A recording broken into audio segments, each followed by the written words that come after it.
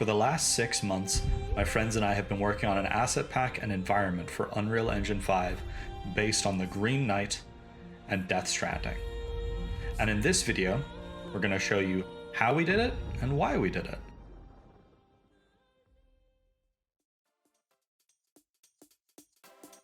To start with, I should introduce everyone who worked on the project. My name is Kieran Ballasty. I worked on the materials and technical art side, as well as leading the project and organization. Next, we have Kate Jacobson, who did our environment art and the composition and set dressing for our main showcase level. And then we have Ben Sanders, who worked on concept development as well as our main character artist. Our goal for this project was to make a high quality and evocative scene that showcased all of our individual talents. Really, we just wanted to make a good portfolio piece, a strong showing of our skills that we've already honed through our experiences in college. So we hopped on a group call and we decided to get to work. We broke down the process of making a good scene into 3 basic components. First, we had to sort of lay the groundwork, figure out what went where and why and how we were going to arrange things. Second is we were going to see how we were viewing the scene, through what eyes we were going to be perceiving this new world that we wanted to make. And third, well, we wanted to make a world that was worth viewing.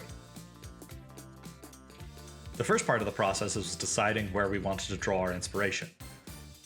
Early on, we decided that we liked the sort of desolate and isolated feel of Death Stranding 1, especially the intro area. And then we decided that we liked the strange and atmospheric vibe of the Green Knight. And with those 2 inspirations in place, we created the science fiction Dark Ages setting of Arna. Arna is a cursed land with strange and warped landscapes, a land that needs knights to travel through it.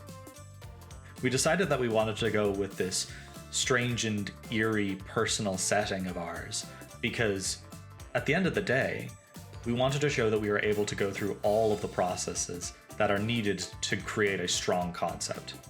To show that we can go from initial idea to concepting to prototyping to completion. And so we got to work, starting with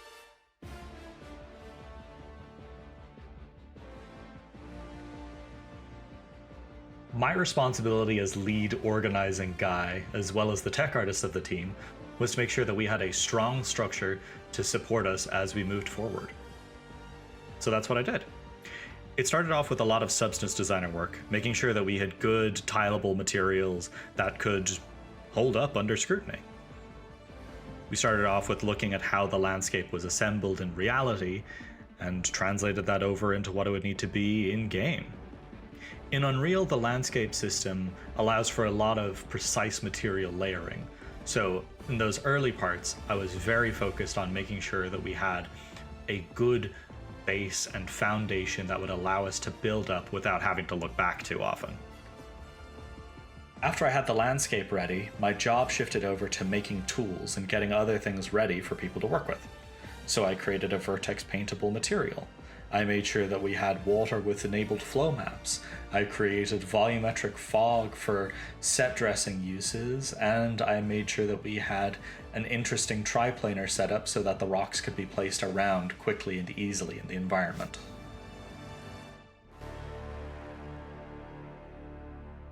But in order to make consistent and quality materials, we needed to know what sort of scene we were making this for. And to know what scene we were making it for, we needed to build out an observer. We needed to know how we were going to view the world.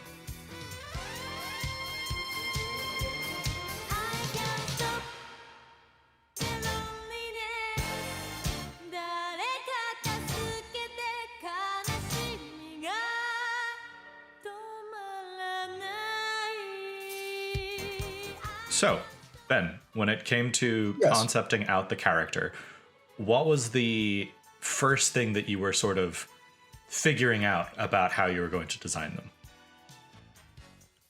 Essentially, after we came to the decision that we wanted to have the character based off of a feudalistic society, and therefore, primarily having her design be a knight. It was a matter of meshing the Green Knight aesthetic that our terrain is based primarily off of with the sci-fi aspect of our character. And, not the, squeaky clean sort of sci-fi aesthetic, the more rugged, the more retrofitted look. So that's where major media pieces like Dune or Star Wars came into play there. And so when we sort of talk about, like you've got the concept, right? You had it, you're happy with it, and then, you're pushed off the cliff and into modeling and having that amount of joy. How do you translate something that looks good in the 2D in a plane into something that feels good in the 3D? That's the thing. You can only get so detailed, I suppose, with an illustration, especially in my case where, digital illustration isn't my forte. There are plenty of things that I have to improvise when working in a 3D modeling program, whether it be Maya or ZBrush. Though there is a lot of improvisation that comes into play during these kinds of processes. I wouldn't say it's... are you finding that you're riffing off of your own work? Like you're sort of like going, cool, I've got nice inspiration here. Is that what you're sort of going for? Absolutely. It feels like there's something I'm forgetting here.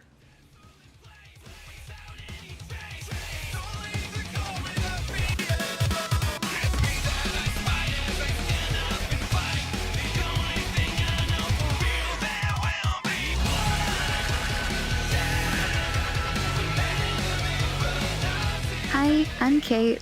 I'm the lead environment artist. In creating this project, I initially set a few distinct goals for myself. First, to really push myself out of my comfort zone by creating a grand environment. Second, to populate that environment with organic objects that I have little experience creating, specifically modeling rocks and foliage. And third, to do all of the above as realistically as possible, albeit with some creative liberties. From the get-go, I knew I wanted an Icelandic-inspired outdoor scene with these huge curling basalt spires that I would come to nickname Wild Basalt. The Wild Basalt was created to add an element of mysticism to the land, intended to mimic warped, almost skeletal remains. This basalt was then easily able to be used as a compositional framing device and added fluidity and motion into an otherwise still harsh and rocky setting. Begin Rock Hell. Now you're not going to believe this, but a rock and stone based environment is going to require sculpting a ton of rocks. 29 rocks, specifically. And in sculpting 29 rocks, I faced a funny, though slightly frustrating situation, where each rock I would sculpt in ZBrush would be significantly better than all of the ones that had come before it, so I would have to keep resculpting rocks until they all matched in quality eventually. You can imagine just how long this all took. Needless to say, the second I started set dressing with all of my new rocks I had just made, the landscape started to develop a personality all of its own, and the project was really starting to come together now.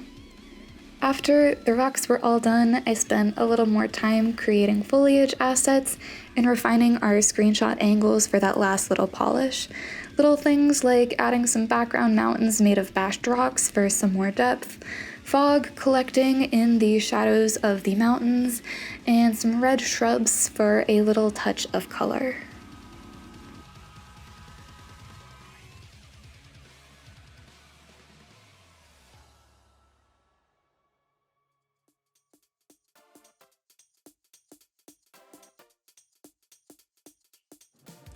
And there you have it. That's how we made this project that we are all pretty proud of in just about 6 months. We all worked our hardest, we put in some good work. There was some stuff that we left on the cutting room floor. Pause now if you'd like to see it. But most of all, we proved that we are able to make quality. And next time, we'll make something of even higher quality. Don't forget to check out our ArtStations and LinkedIn profiles that'll be linked in the channel and in the description below. And, well, we're looking forward to what comes next. Take care, and thanks for stopping by.